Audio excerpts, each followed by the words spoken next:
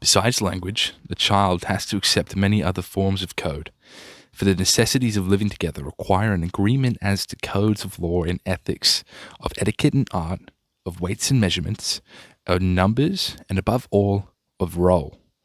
We have difficulty in communicating with each other unless we can identify ourselves in terms of roles: father, teacher, worker, artist, regular guy, gentleman, sportsman, and so forth. To the extent that we identify ourselves with these stereotypes and the rules of behavior associated with them, we ourselves feel that we are someone because our fellows have less difficulty in accepting us, that is, in identifying us and feeling that we are under control. A meeting of two strangers at a party is always somewhat embarrassing when the host has not identified their roles in introducing them, for neither knows what rules of conversation and action should be observed. Once again, it is easy to see the conventional character of roles, for a man who is a father may also be a doctor and an artist, as well as an employee and a brother, and it is obvious that even the sum total of these roles, labels, will be far from supplying the adequate description of the man himself, even though it may place him in certain general classifications. But the conventions which govern human identity are more subtle and much less obvious than these. We learn very thoroughly, through far less explicitly, to identify ourselves with an equally conventional view of myself. For the conventional self or person is composed mainly of a history, consisting of selected memories and beginning from the moment of parturition. According to the convention, I am not simply what I am doing now, I am also what I have done, and my conventional edited version of my past is made to seem almost more real me than what I am at this moment. For what I am seems so fleeting and intangible, but what I was is fixed and final. It is firm basis for predictions of what I will be in the future, and so it comes about that I am more closely identified with what no longer exists than with what actually is. That's an excerpt from Alan Watts's The Way of Zen. Great book. I haven't finished it. I just finished his book, Tao, The Watercourse Way. Great book. Really good book. I have finished that. This one's so far so great. And from many of the other readings of which I've undertaken from Alan Watts, I am pretty much well assured from the past that my future may almost certainly be just as enjoyable. It's interesting, and the reason why I read that excerpt there is because it really struck a chord with me, and it's something that I'd always grappled with myself in, my day-to-day thoughts, my day-to-day life, that may or may not necessarily be translated into my words, or may have struggled into translating them into words, and because there's always an overlap and a gap between the emotional state of your mind and the emotional state of your being and that intellectual part which is able to explain and describe things. And so I what I'm trying to say is I think I've always felt that, but I've never known how to put it so eloquently in words before. And so when I read that excerpt for the first time, it really struck it for me, and I hope it does for you too, as really being able to help me identify what it is that I've always felt so uncomfortable about within myself.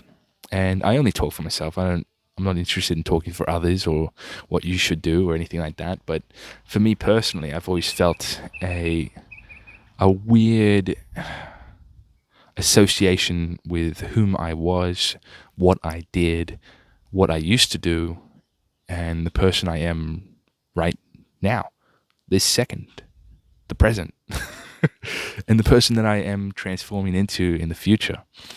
And that subtle disconnect, albeit not necessarily real, is certainly there. And what Alan Watts so eloquently points out is that it's a convention of conversation and of grammar and of language that we have chosen and have sort of put ourselves into a place of which we need to categorize and identify that which is that we point at.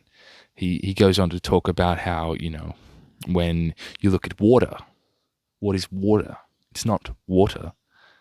It's this thing that just bubbles and it's got a little bit of jazz to it. And because water's not water. Water's just a word. It's a describing thing. Same way that I'm not necessarily a father. That's not what I am, or nor what is a father, like what words are. It's just a description of things. It's not actually the thing. And then in the same way that we look at our past selves as being a more real self because it's been and gone, and we associate ourselves with that more so than we do with what is real, because the past isn't real anymore. It's gone. Perhaps it never existed. And that's another thought that he introduces later on. This may be a lot to grapple with, and I apologize for bringing it all so much into one thing. And also, hello again. Welcome back. I've been away for a little bit. But he talks about how if there ever was a beginning to time, if the universe did ever have a bang and a creation point, then it happened in the present. It happened in the now. And since there is only ever the now, since there is only ever the present, it means that it's still happening right now. We're still the creation of the universe experiencing itself. We are the present because it's always been. There's no past, there's no future. There's just an idea that we've created for ourselves to help us communicate. It's a good tool, but it's somewhat constricting, and especially more constricting when you tend to think a bit more philosophically inclined, I suppose, if you would put it that way. But overall, I think it's very interesting to consider these things. And I think a lot of people nowadays, and I say a lot of people, what I'm talking about is myself, right, is that I have that struggle with disassociating the past self from what is now self, the present self, if you will. I have that struggle for sure, and I've always had that. And in saying that too, in the language that I'm using there, it's interesting to use the word struggle and have done or was done. And because it's not a have been or has done, it's what I am doing right now. And even doing implies that there's some sort of time around that, right? It's not just now. I mean, doing implies that there's a finish, right? Or there's a start and finish. So there's a past and future tense to the word instead of what it is now, which is just an activity now. So it's funny, there's not a lot of ways to describe things like that in the English language. And there are many languages. Well, I can't really speak for many languages, right? I only know 1 1/4, right? But in saying that, I don't want to get it confused to say that it's some sort of a struggle to disconnect with whom you were.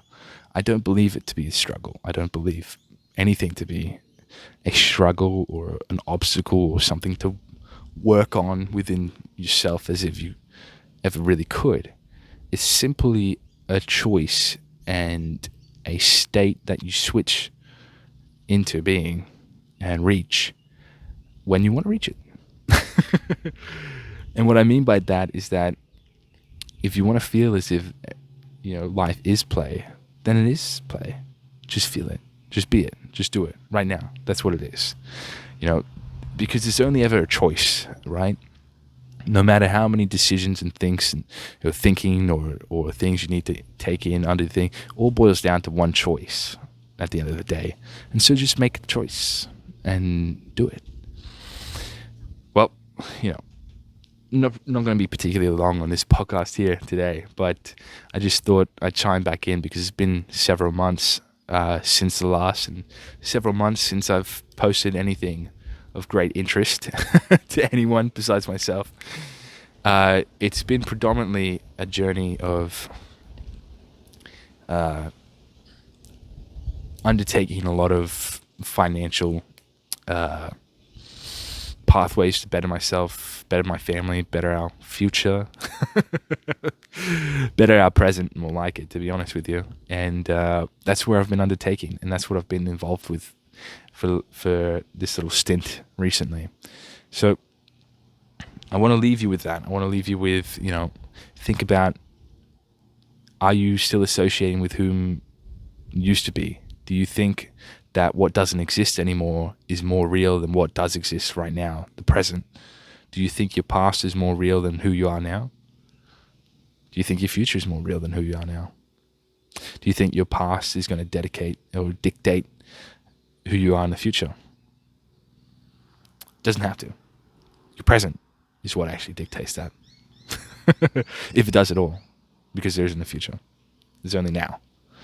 And that's the thing that I want people to leave with, is that we only ever have right now, in this moment, this present, and it's this eternal now that Alan Watts so eloquently puts together in his books, and something I think I'll discuss going further, or going forward. Again, with that future speak. It's interesting. It's funny to think about that. But I'll leave that with you, because I've got to get back to hanging out with the family. All right. I'll see you all soon.